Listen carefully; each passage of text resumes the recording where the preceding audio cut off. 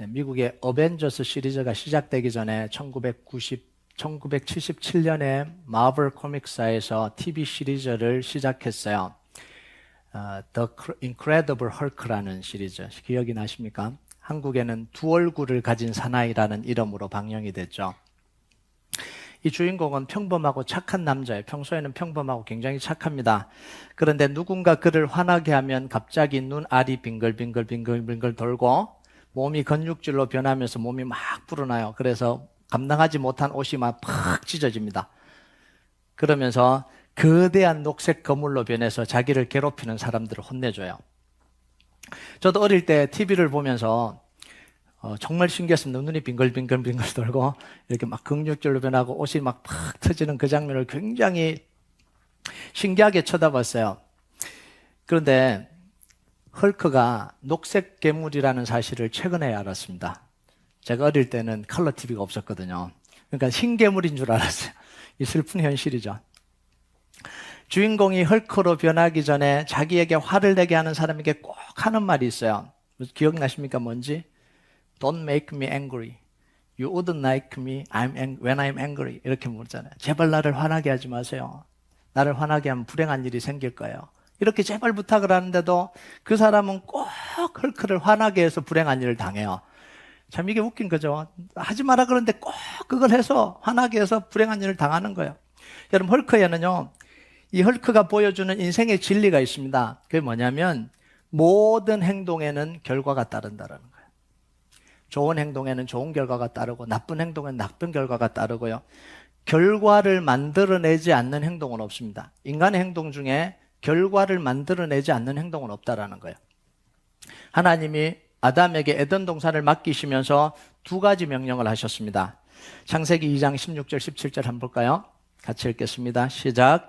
여호와 하나님이 그 사람에게 명하여 이르시되 동산 각종 나무의 열매는 내가 임의로 먹되 선악을 알게 하는 나무의 열매는 먹지 말라. 내가 먹는 날에는 반드시 죽으리라 하시니라. 두 가지 명령하시죠. 첫 번째는 동산에 있는 모든 것을 다 먹으라는 허락의 명령이에요. 마음껏 다 먹으라는 거. 다 너에게 줬으니까 다 마음껏 먹으라고 허락을 명령하시고요. 두 번째는 동산에 있는 그 많은 것 중에 단 하나, 정말 0.0001%가 될지 모르겠어요. 단 하나, 선악을 알게 하는 나무의 열매는 따먹지 말라는 금지 명령을 내리십니다. 그리고 그 금지 명령에는 먹는 날에는 반드시 죽을 거라는 단서가 붙어 있어요. 이게 뭐냐면 계약이에요. 하나님과 아담과 맺은 계약입니다. 계약서에 보면 허락하는 게 있고 금지하는 게 있잖아요. 그리고 금지했을 때 받는 벌이 있잖아요. 이게 계약이에요. 계약서를 작성한 거죠. 계약은 그 조건을 스스로 지킬 수 있는 사람과 하는 게 계약입니다. 만약 그 조건을 지킬 수 없는, 그 계약의 한글 내용을 지킬 수 없는 사람과 계약을 하는 건 그건 불공정 계약이고 사기 계약입니다. 그렇게 계약하면 안 되는 거잖아요. 그래서 오늘날도 현대 계약을 할 때 지킬 능력이 없는 미성년자들과는 계약하는 걸 엄격하게 금지합니다. 그거 불법이에요. 하면 안 되는 거죠. 왜냐하면 미성년자가 그걸 지킬 수 있는 지적이고 경제적이고 그런 능력이 없다라고 판단하기 때문에 그래요. 자, 그러면 하나님이 아담과 에덴 동산을 두고 계약을 했다라는 건 뭐냐면 아담은 그 계약에 대해서 모든 것을 지키고 책임질 수 있는 능력이 있다라는 걸 의미하는 거예요. 하나님이 우리에게, 아담에게, 우리 인간에게 하나님의 형상을 주셨잖아요. 그 형상이 뭔지는 지난주에 제가 영적으로 설명을 했습니다. 하나님과 교제할 수 있도록 모든 것들을 하나님 인지할 수 있는 모든 능력을 다 주셨다고 했죠. 오늘은 인간 편에서 하나님의 형상이 뭐냐? 형상이 뭐냐면 하나님은 그 형상을 통해서, 하나님 형상을 통해서 아담에게 생각의 자유를 주시고 의지의 자유를 주시고 선택의 자유를 주신 거예요. 마음껏 생각하고 마음껏 선택하고 마음껏 자기 의지대로 움직일 수 있는 자유를 주시고요. 그 선택할 때도 선택을 판단할 수 있는 지혜와 그걸 지킬 수 있는 능력을 완벽하게 주셨습니다. 이게 하나님의 형상으로 인간을 만들었다라는 거예요. 그래서 하나님이 아담과 맺은 계약을 뭐라고 부르냐면 행위 언약이라고 부릅니다. 띄워주세요. 행위 언약으로 부른 이유가 뭐냐면 계약의 주체인 아담이 주체예요. 그래서 주체는 하나님과 아담이 행위 언약에서 아담은 자기 의지와 행동으로 그 계약을 지킬 수 있기 때문에 수혜자는 아담이고 수단은 언약을 지키는 걸 통해서 이루어지는 것. 이게 행위 언약입니다. 이건 나중에 예수님의 십자가를 통해서 주시는 은혜의 언약이라고 부르는 것과는 대조적입니다. 여러분, 은혜의 언약은 하나님과 예수님 사이에 맺어진 언약이에요. 인간과 맺어진 언약이 아닙니다. 그런데 그 효력, 그 수혜자는 누구냐면 예수님이 아니고 인간이에요. 그래서 은혜의 언약입니다. 그래서 왜 하나님이 인간과 언약을 맺지 않고 왜 예수님과 언약을 맺냐라는 거죠. 하나님의 형상, 타락해서 하나님의 형상이 오염되고 하나님의 형상이 손상된 이 인간은 더 이상 하나님과 맺은 언약을 지킬 능력이 없기 때문에 그래요. 하나님의 형상이 무너져 버렸거든요. 그러니까 지킬 능력이 없는 거예요. 그래서 예수님이 대신 우리의 보증인이 되셔서 그 언약을 하나님과 하시고 그 언약의 내용을 다 지켰습니다. 그리고 그 효력을 믿음을 통해서 우리에게 은혜로 흘려보내 주신 거예요. 이게 얼마나 감사한 거예요. 그래서 에베소서 2장 8절 9절 보면 그 내용이 나오죠. 같이 한번 읽어볼까요? 시작. 너희는 그 은혜에 인하여 믿음으로 말미암아 구원을 받았으니 이것은 너희에게서 난 것이 아니요 하나님의 선물이라. 행위에서 난 것이 아니니 이는 누구든지 자랑하지 못하게 함이라. 자, 그러면 행위 언약에는 하나님의 은혜가 없고 십자가 언약에만 하나님의 은혜가 있냐? 그건 아니에요. 행위 언약에도 하나님의 은혜가 다 녹아져 있습니다. 하나님 에덴 동산에서 맺은 이 행위 언약. 자, 아담이 에덴 동산에서 하나님과 계약을 맺을 수 있는 건 뭐냐면 아담이 에덴 동산에 대한 소유권이 있어야 가능한 거잖아요. 지분이 있어야 가능한 거잖아요. 그런데 아담은 에덴 동산에 위해서 한 게 하나도 없어요. 설계를 한 것도 아니고 디자인을 한 것도 아니고 풀 한 포기 심은 것도 아니고 채소를 경작한 것도 아니고 모든 게 다 하나님으로부터 왔습니다. 그러니까 이 아담에게는 에덴 동산에 대한 소유권이 0.001%도 없어요. 아무런 소유권이 없어요. 자, 그런데 하나님이 에덴 동산에 있는 모든 걸 다 주시고 누리게 하시면서 계약까지 할 수 있도록 해주신 것, 이것 자체가 은혜라는 거예요. 하나님으로부터 모든 게 다 왔는데 그걸 통해서 하나님과 계약할 수 있도록 하나님이 허락해 주신 거잖아요. 이것 자체가 은혜예요. 그래서 하나님이 우리에게 주신 모든 건 다 뭐냐면 하나님의 은혜로 주어진 겁니다. 우리가 가지고 시작한 게 단 하나도 없어요. 그래서 성경은 끊임없이 그 이야기를 합니다. 출애굽도 하나도 없잖아요. 하나님이 일방적으로 베풀어 주신 은혜. 가나안 땅을 주신 것도 짓지도 않고 세우지도 않고 했던 그 땅을 하나님이 은혜로 주신 거잖아요. 이 가나안 땅. 십자가도 우리가 한 게 단 하나도 없잖아요. 하나님께서 모두 부어주신 은혜, 죄인에게 부어주시는, 아무것도 할 수 없는 죄인에게 부어주신 은혜가 십자가 은혜예요. 바로 이 지점이 우리 모든 인간의 출발점입니다. 우리의 생각의 출발점, 우리의 삶의 출발점, 우리의 모든 것의 출발점은 뭐냐면 모든 것이 하나님으로부터 왔다라는 거예요. 그러니까 하나님이 지금 당장 내 모든 것을 다 가져가셔도 우리는 불평할 자격이 없는 거예요. 불평할 수는 있지만 자격은 없는 거예요. 그럼 자격 없어도 불평하잖아요. 화낼 자격이 없어도 화내시잖아요. 근데 화를 낼 수도 있고 불평할 수도 있지만 사실은 자격이 없는 거죠. 그래서 욥기 1장 21절 22절에 이렇게 고백합니다. 우리 같이 한번 읽어볼까요? 시작. 이르되 내가 모태에서 알몸으로 나와사온즉 또한 알몸이 그리로 돌아가올지라 주신 이도 여호와시오 거둔 이시도 여호와시오니 여호와 이름이 찬송을 받으실지니이다 하고 이 모든 일에 욥이 범죄하지 아니하고 하나님을 향하여 원망하지 아니하니라. 여러분, 이 욥의 고백은 위대한 고백이 아니에요. 정말 욥은 믿음이 있기 때문에, 믿음이 정말 크기 때문에 이 고백을 할 수 있는 게 아니라 은혜를 체험한 모든 사람들의 고백이 바로 이 고백이어야 되는 거예요. 그게 정상입니다. 정상적인 고백을 한 거예요. 여러분, 은혜를 경험해보면 이 고백이 나와요. 믿음이 충만해서가 아니고 내가 막 믿음이 너무 강해서가 아니라 정말 하나님의 은혜를 경험한 사람의 입에는 이게 나올 수밖에 없는 거예요. 왜냐하면 자기의 본질을 보기 때문에 그래요. 자기의 처지를 보기 때문에 그래요. 여러분, 그래서 우리 인생에서 가장 큰 능력이 뭐냐면 돈이 아니에요. 사람도 아니고요. 권력도 아니에요. 우리 인생에서 우리를 살릴 수 있는 가장 큰 능력은 뭐냐면 감사의 능력입니다. 아무것도 없는 중에 하나님이 나에게 이렇게 부어주신 거. 그래서 감사를 통해서 능력이 나오고요. 감사하면서 회복이 일어나고요. 감사를 통해서 생명이 나오는 거예요. 그런데 이 기본, 하나님이 내가 아무것도 없는데 하나님이 부어주셨다라는 이 기본에서 흔들리기 시작하면 인생이 무너져요. 어떻게 하나님 내 인생에 이럴 수가 있습니까? 내가 이렇게 쌓아놨는데 어떻게 한순간에 가져갈 수가 있습니까? 내가 30년, 40년, 50년을 노력한 이걸 한꺼번에 가져갈 수 있는 하나님은 나는 믿지 않겠습니다. 이렇게 고백이 되는 거죠. 이렇게 불평이 되는 거죠. 그러니까 내가 많은 것을 했다고 하는 사람들에게는요, 회복이 일어날 수가 없어요. 절망밖에 없어요. 원망하고 불평밖에 없어요. 그런데 아무것도 없이 하나님이 다 은혜로 다 주셨다는 사람은요, 언제든지 회복이 가능해요. 인생을 바닥을 쳐도 다시 회복하고 일어날 수 있어요. 내게 나를 아무것도 없는 중에 일으켜 주신 하나님은 내가 다 잃어버린 지금에도 다시 일어나게 해 주실 것이다. 이 믿음이 있는 거죠. 이 소망이 있는 거예요. 자, 이런 원리를 가지고 선악과를 따먹은 아담의 행동을 보면 하나님을 완전히 무시한 행동이에요. 하나님의 은혜를 그냥 깡그리 무가치하게 만들어버린 행동이 선악과를 따먹은 거예요. 하나님의 존재를 거부해버린 행동입니다.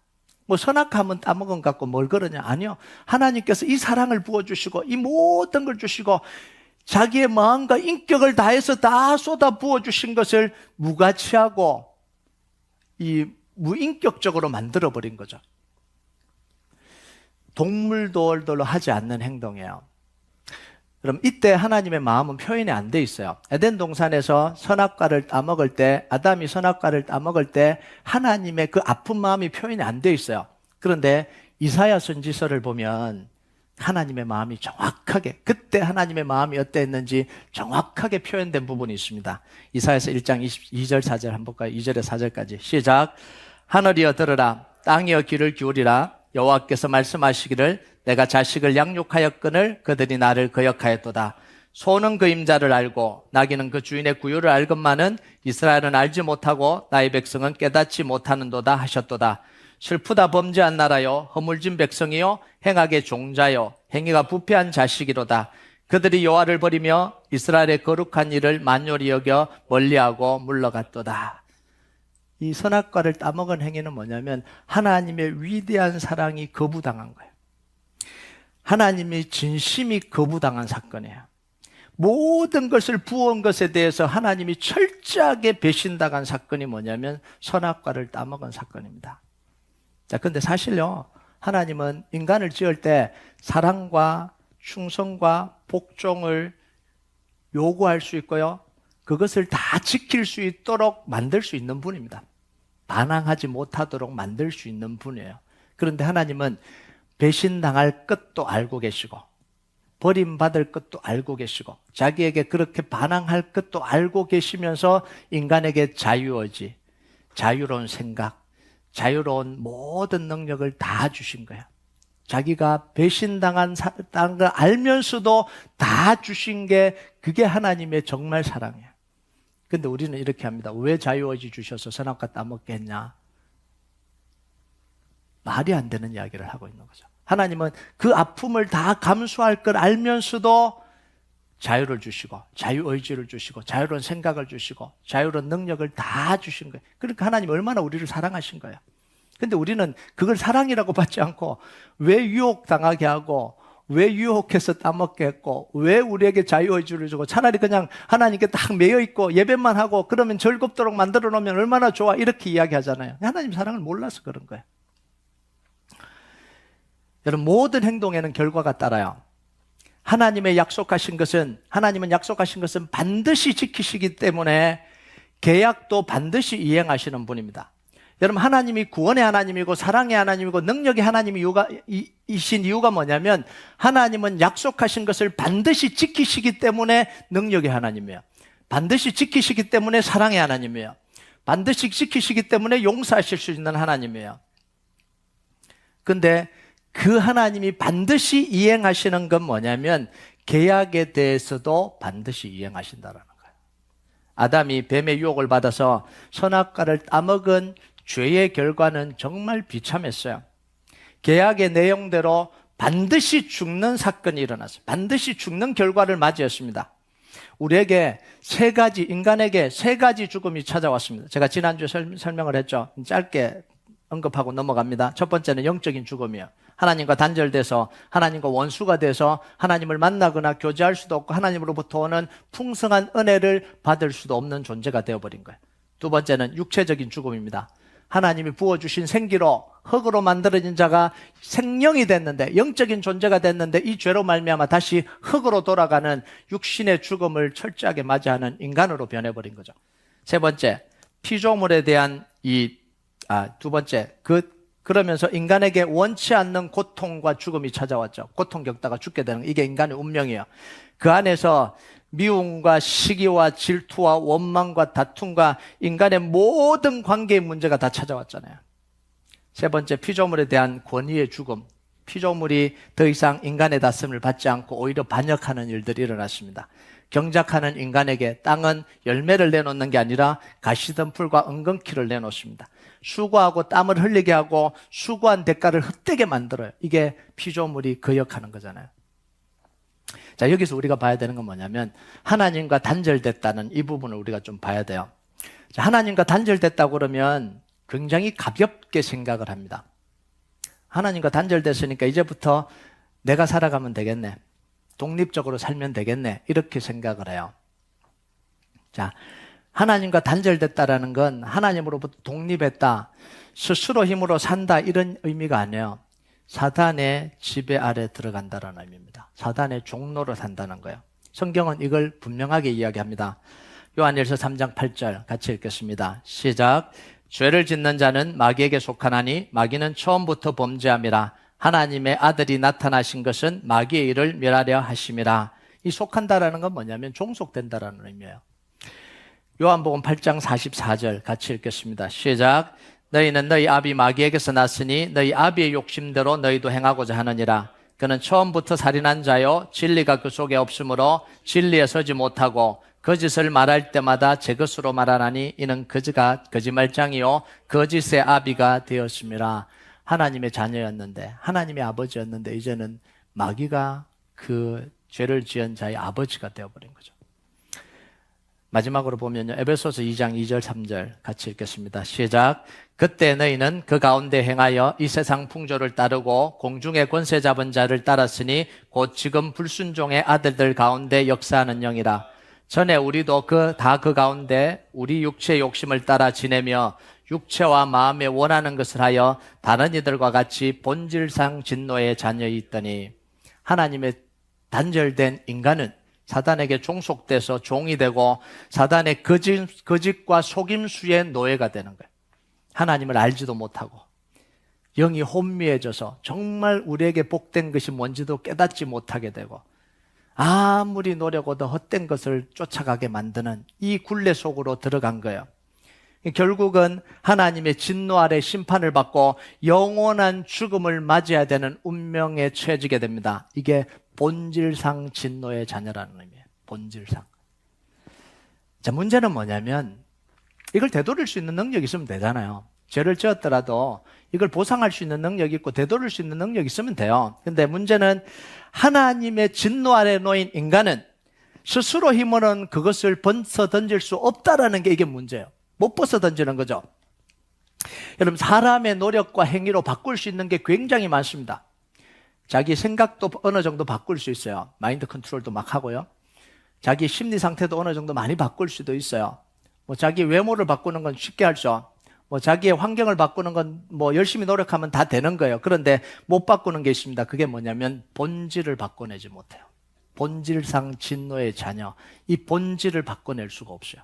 왜냐하면 이건 하나님이 선언하신 진노와 본질적인 진노와 재앙이기 때문에 이걸 없애려면, 이 하나님의 진노를 취소하려면 하나님보다 더 크고 능력 있는 존재가 있어야 되는데 세상에는 그런 존재가 없어요. 그러니까 하나님만이 이걸 해결할 수 있는 거죠. 자, 오늘 말씀이 뭐냐면 인간의 노력으로는 절대로 하나님의 진노를 벗어날 수 없다라는 걸 정확하게 보여주는 게 오늘 말씀이에요. 여러분, 창세기 3장 7절 한번 볼까요? 같이 읽겠습니다. 시작. 이에 그들이 눈이 밝아져 자기들이 벗은 줄 알고 무화과 나무 잎을 엮어 치마로 삼았더라. 자, 뱀의 말을 듣고 하나님을 거역하고 선악과를 따먹은 인간 아담이 가장 먼저 직면한 게 뭐냐면 죄의 비참한 결과를 가장 먼저 직면했어요. 눈이 밝아져서 하나님처럼 된다고 했는데 눈이 밝아지면 하나님처럼 될 줄 알았는데 눈이 밝아져서 가장 먼저 본 게 뭐냐면 자기의 비참한 모습을 제일 먼저 본 거예요. 이게 죄의 결과예요. 하나님의 은혜와 영광으로 가려졌던 그것이 자기가 이 하나님의 영광과 은혜가 다 벗겨지니까 자기의 비참함을 보는 거예요. 여러분, 이게 하나님의 은혜예요. 가려진 게. 여러분, 정말 여러분 살아가면서요, 여러분의 비참한 모습을 본 적이 있어요? 저는 봤습니다. 하나님의 은혜가 다 없어지고 내 조신을 보니까 얼마나 초라하고 얼마나 이 비참하고 얼마나 더러운지요. 이게 정확하게 보이는 거예요. 근데 하나님이 지금까지 가려주셔서 벌거벗었으나 부끄러워하지 않는 하나님의 은혜로 가려진 그것들을 자기 스스로 죄를 짓고 벗어보니까 자기 존재가 대단한 줄 알았어요. 그런데 아니에요. 하나님 은혜가 벗겨지고 나니까 자기가 얼마나 초라하고 얼마나 비참하고 얼마나 더러운 존재인지가 그게 확 드러나 버린 거예요. 그러니까 드러나 보니까 가려진 게 그게 얼마나 큰 은혜인지 알게 되는 거죠. 여러분, 이게 정말 비교도 안 되는 비유인데 뭐 이런 거하고 조금은 비슷할 거예요.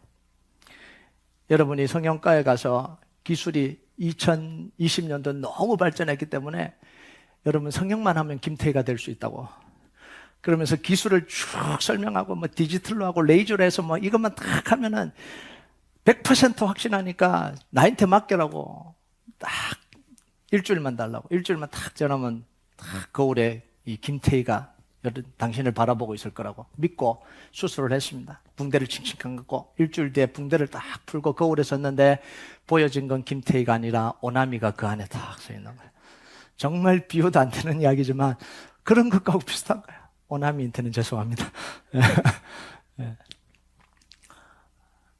하나님처럼 된다고 해서 눈이 밝아져서 하나님처럼 되고 그걸 다 자기 것으로 소유할 수 있다고 믿고 했는데 정말 눈이 떠서 본 건 뭐냐면 자기의 비참함이에요. 죄의 비참함을 본 거예요. 이게 얼마나 비참해요. 그때의 당황함, 그때의 후회, 그때의 수치, 그때의 두려움, 그때의 공포, 그때의 절망. 여러분 이루 말할 수 없잖아요. 오나미가 서 있는 그 순간을 보는 순간 얼마나 공포에 잠기겠어요. 큰일 났습니다. 이 부분은 빼야 될 것 같은데 유튜브로 나가면 안 될 것 같은데. 네.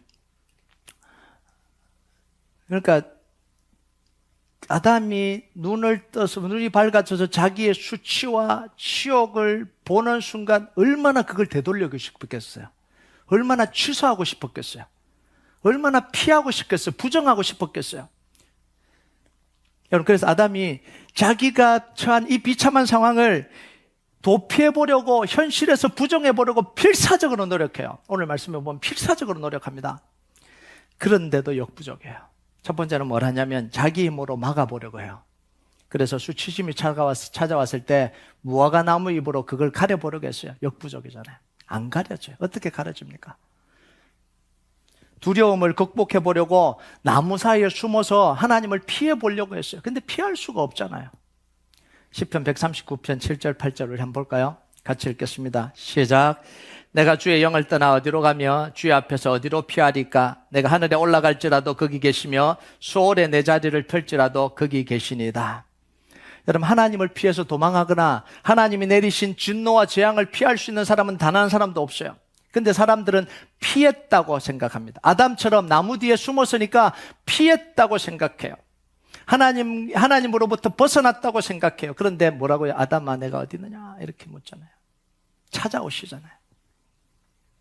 여러분 세상 사람들은요 하나님으로부터 피했다고 생각합니다. 교회 안 가면 되니까, 하나님 인정 안 하면 되니까, 그냥 내 마음대로 살면 되니까, 세상이 주는 것을 다 누리고 살고 나는 행복하다고 이야기합니다. 행복해. 하나님 없어도 나는 행복해. 하나님이라는 존재가 나에게 필요 없어라고 이야기합니다. 피한 줄 알았어요. 근데 언제가 직면하죠? 모든 사람들은 죽음을 피해갈 수 없거든요. 죽음의 순간에는 수치와 공포와 당황과 그게 몰려오는데요. 참을 수 없죠. 그리고 하나님이 심판하시는 그 심판대 앞에 서는 걸 피할 사람이 없어요. 아무리 피해도 하나님을 피할 사람은 없어요. 두 번째는요, 수치심과 두려움을 견딜 수 없었던 이 아담과 하와는요, 책임 전가를 통해서 형벌을 좀 벗어버리고 싶었습니다. 내가 한 게 아니라고 이렇게 부정해버리고 싶었어요. 그럼 12절과 13절 한번 볼까요? 같이 읽겠습니다. 시작. 아담이 이르되 하나님이 주셔서 나와 함께 있게 하신 여자 그가 그 나무 열매를 내게 주므로 내가 먹었나이다. 여호와 하나님이 여자에게 이르시되 내가 어찌하여 이렇게 하였느냐. 여자가 이르되 뱀이 나를 깨물어 내가 먹었나이다. 아담은 자기 잘못을 하나님 탓으로, 하나님이 나에게 주신 사람 때문이 아니에요, 하나님이 주신 그 하와 때문이에요 라고 책임을 전가해버리고 싶었어요. 밀어버리고 싶었어요. 하와는 뱀에게 그 탓을 돌렸습니다. 그런데 그 결과는 더 큰 저주 아래 놓이게 된 거예요. 임신하는 고통이 찾아오고 남편의 사랑을 잃어버리고 땅이 저주를 받고 인생의 고통과 죽음이 찾아왔습니다. 여러분, 하나님 앞에서는요, 핑계와 책임 전가로 해결될 게 하나도 없어요.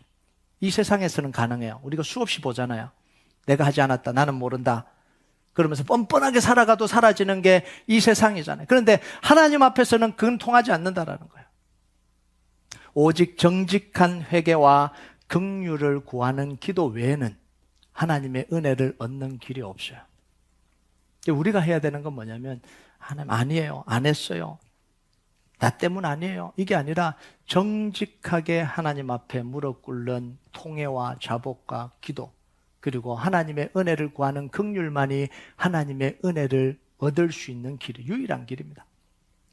세 번째, 시간이 지나면 해결될 거라고 생각했어요. 지금 내가 범죄했더라도 시간 지나면 되는 거 아닌가 이런 생각을 하게 돼요.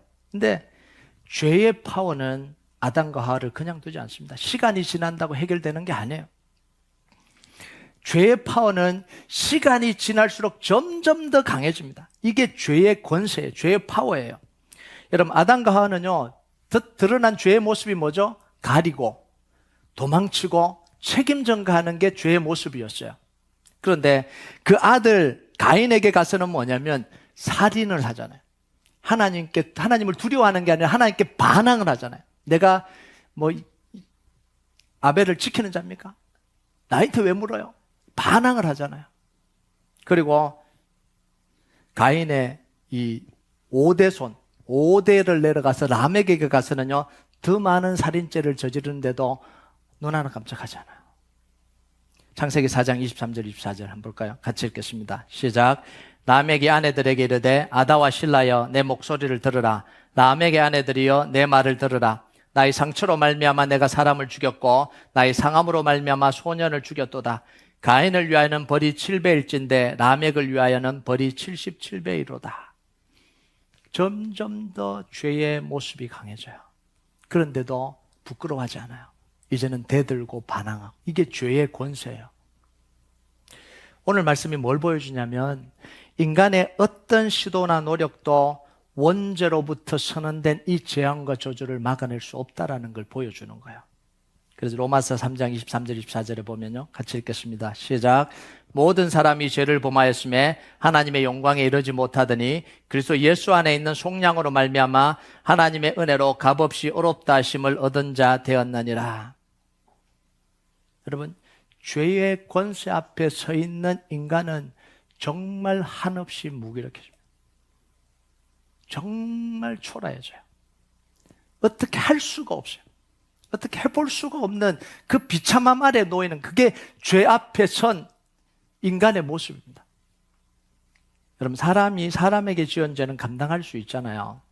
돈으로 배상하고 감옥에 가고 평생 그 짐을 지고 살아갈 수도 있고 다른 사람이 도와줄 수도 있습니다. 그런데 하나님께 지은 죄는 인간이 가지고 있는 어떤 것으로 해결할 수 없어요.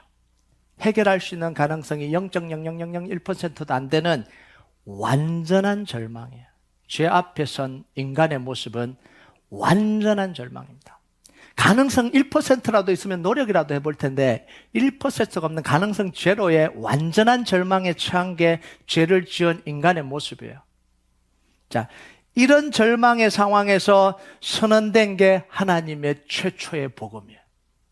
이 상태에 놓인 인간에게 하나님이 그 어둠을 뚫고 선언해 주신 게 뭐냐면, 기대할 수도 없었고 절망이라고 생각했고 나는 끝났다고 생각했던 그 상황에 하나님이 선언해 주신 게 최초의 복음이에요. 그게 15절입니다. 우리 같이 한번 볼까요?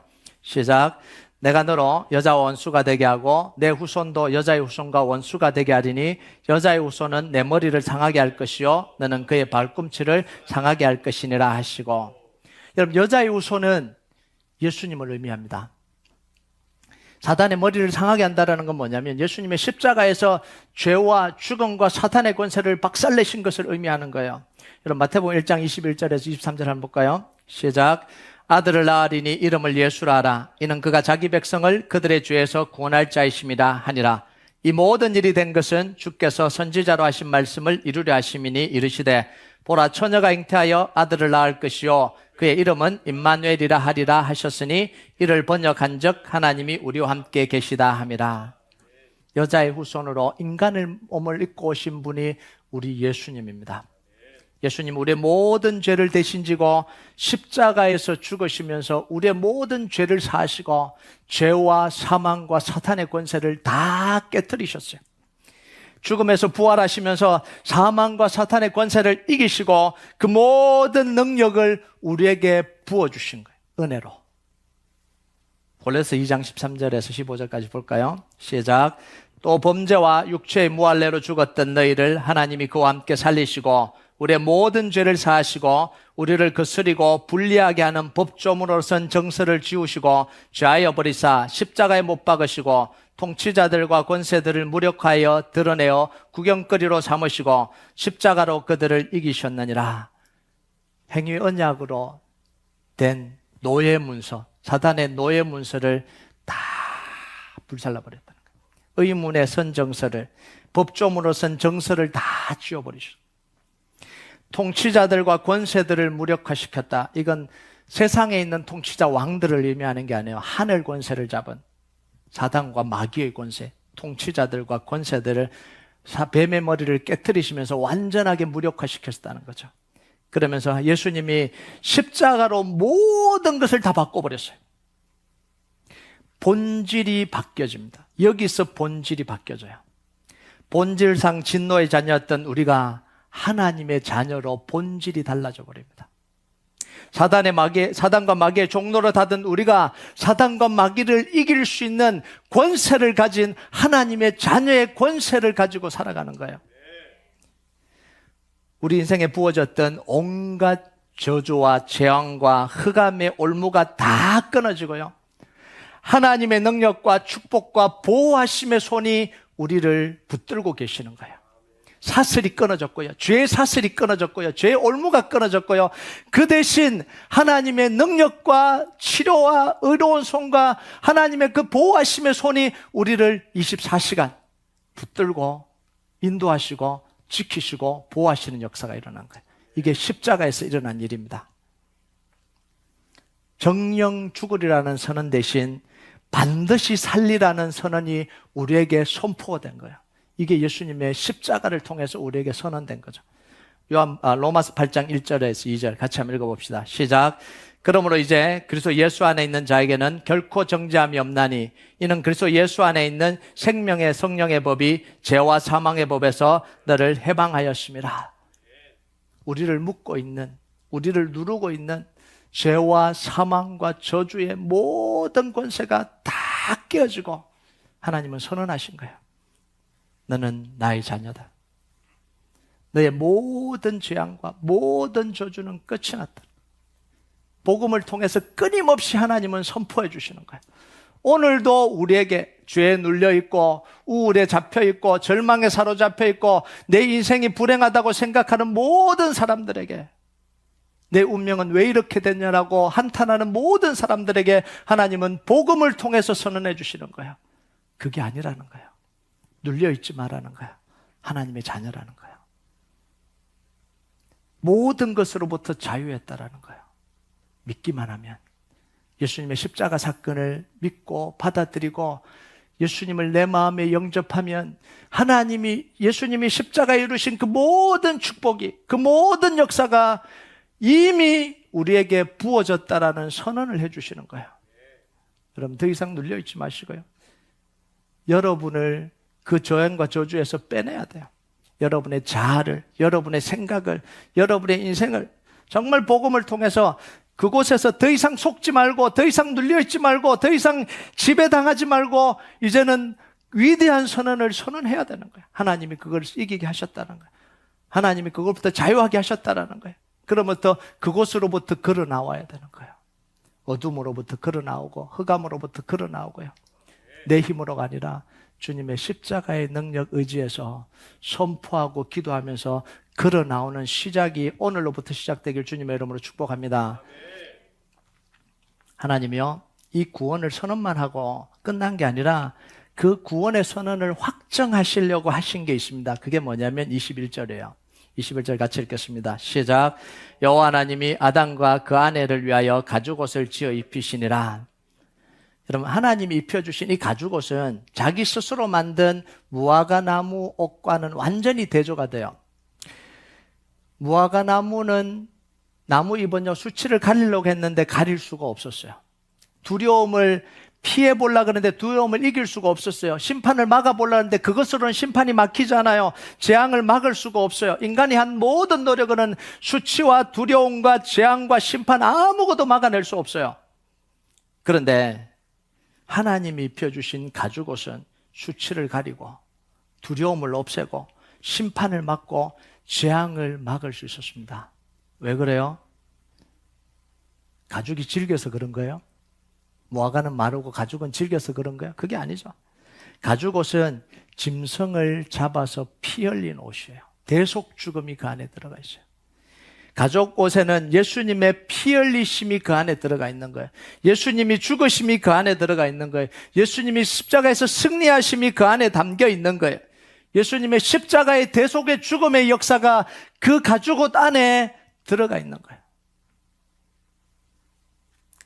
여자의 후손이 뱀의 머리를 상하게 하는 미래의 십자가의 승리를 앞당겨서 보여준 게 뭐냐면 이 가죽옷입니다.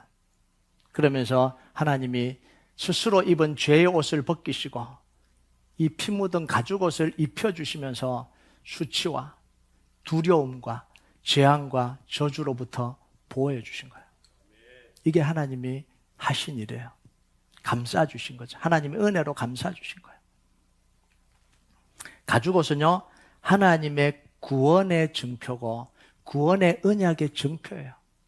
십자가를 향한 약속입니다. 아직 십자가는 이루어지지 않았지만 십자가를 향한 약속이에요.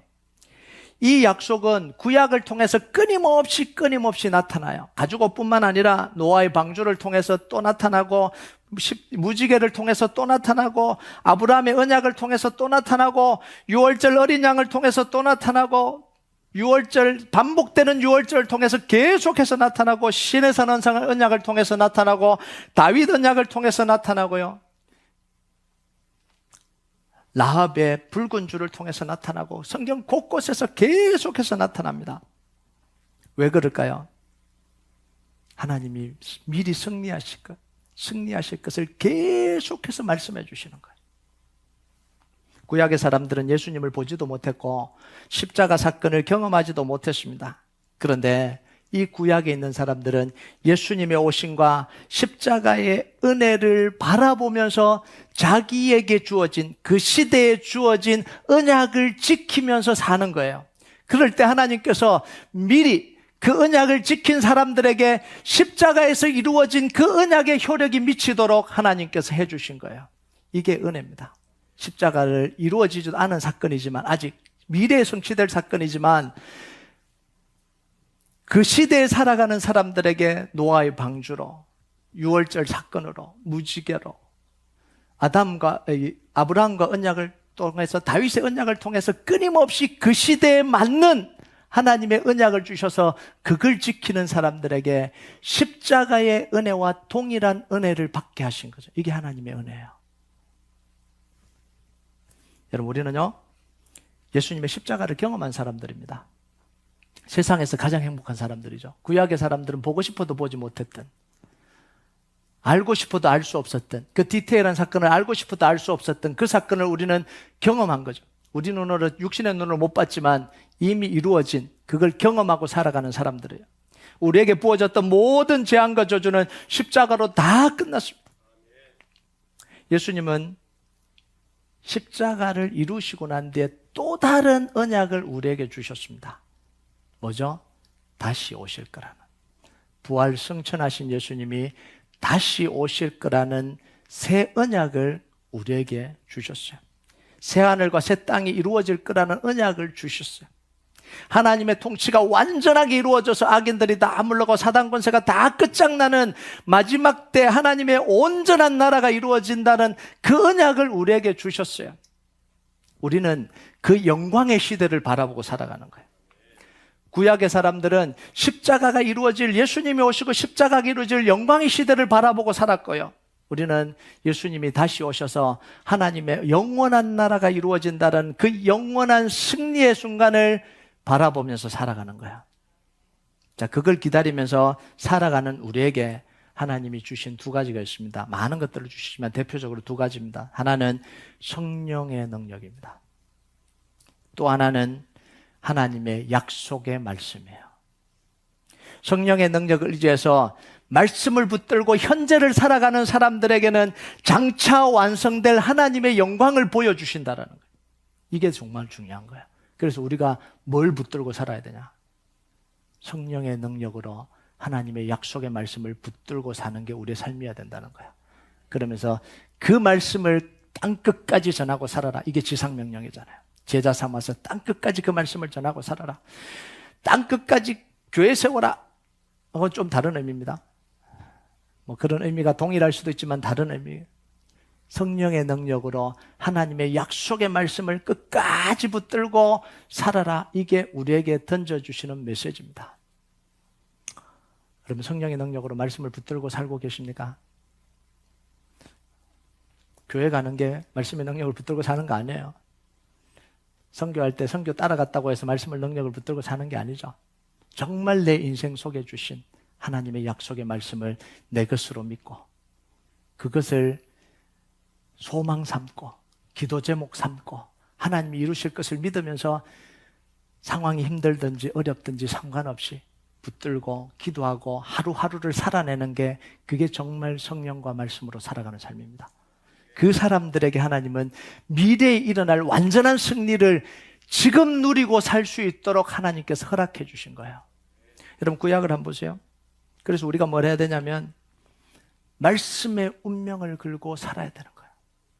그래서 우리 교회는요, 말씀의 운명을 건 교회가 되는 거예요. 다른 이유 때문이 아니라 이것 때문에 그래요. 하나님의 구원 언약이 십자가를 통해서 반드시 성취됐듯이 하나님의 예수님이 오실 거라는 재림 언약과 새하늘과 새 땅과 하나님 나라가 완전히 이루어질 거라는 건 반드시 이루어지는 겁니다. 그게 반드시 이루어진다면 오늘 우리에게 주신 하나님의 약속을 붙들고 사는 것이 가장 축복된 삶이잖아요. 여러분, 구약시대에서 살았던 사람들은요, 하나님이 주시는 그 언약의 내용만 붙들고 살면 됐어요. 그걸로 충분했습니다. 대표적인 사람이 누구냐면 다윗이에요. 다윗은 하나님이 주신 언약의 약속의 말씀을 끝까지 붙들고 살았습니다. 그러니까 어떻게 돼요? 가장 파워 있는 왕이에요. 가장 잘 다스린 왕이에요. 가장 위대한 왕이 되었습니다. 그런데 이 다윗 이후로 이걸 붙들어야 되는데 다른 걸 붙들고 살잖아요. 군사력도 높여야 돼. 외교도 해야 돼. 저것도 해야 돼. 그러다 보니까 큰 나라가 중요해. 그러다가 다 놓쳐버린 거죠.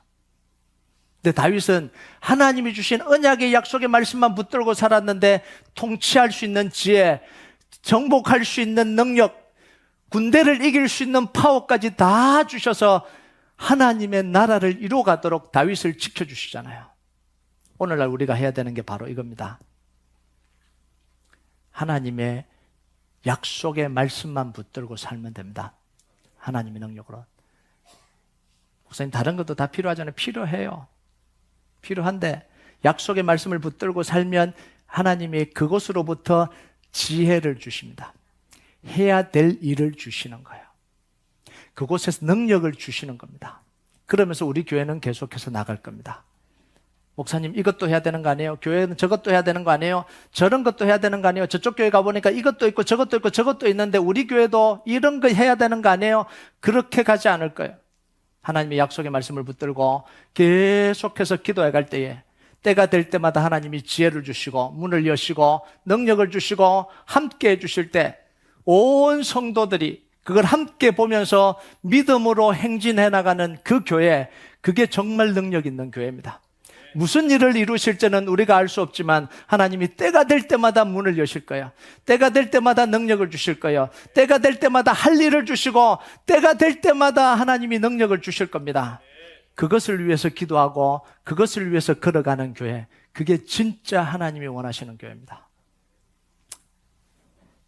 여러분, 성령의 능력을 붙들고요, 말씀으로 나아가는 우리 교회, 우리 성도들 속에 모든 흑암의 권세가 무너지고 사단의 권세가 힘을 잃고 하나님의 놀라운 능력의 역사가 펼쳐지길 주님의 이름으로 축복합니다. 우리 같이 찬양하도록 하겠습니다. 이 찬양 하나님 앞에 좀 올려드립시다. 예수는 내 힘이요 나의 기쁨 내 참 소망, 그 이름의 생명이 내 삶의 이유라. 오직 주만 따라갑니다. 오직 주만 높임 받으소서. 우리가 이 고백 하나님 앞에 좀 같이 올려드립시다.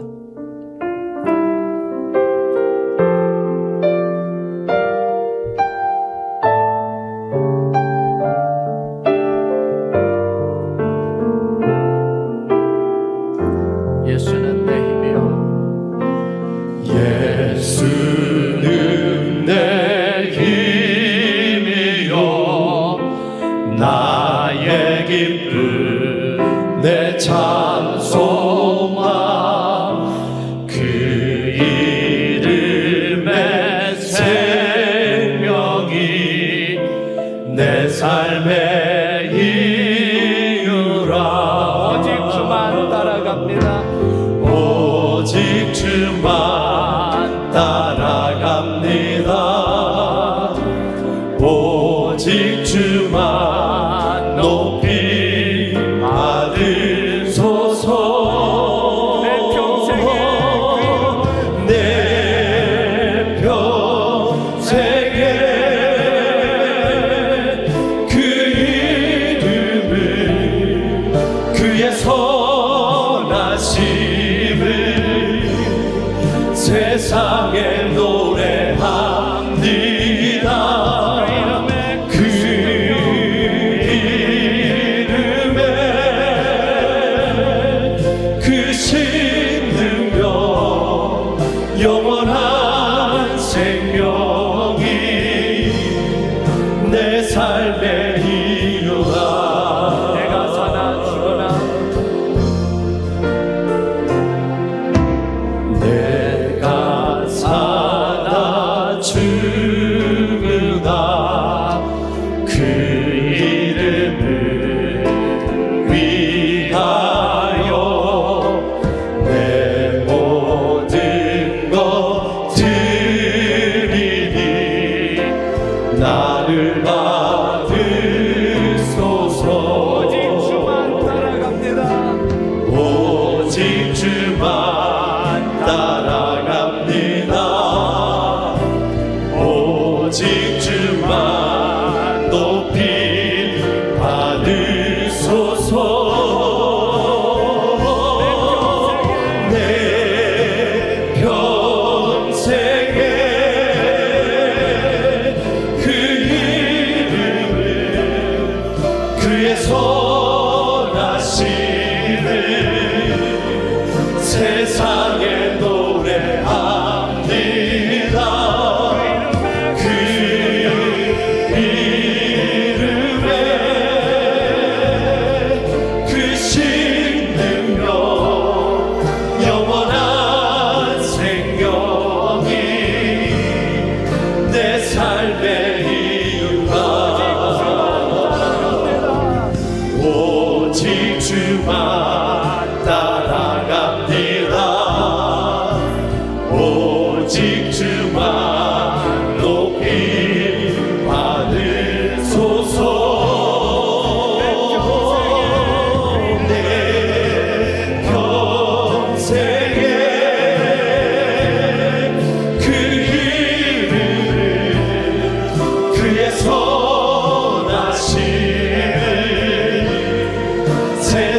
찬양에 노래하리라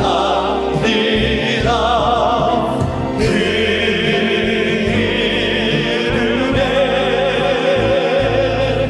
크신 능력 영원한 생명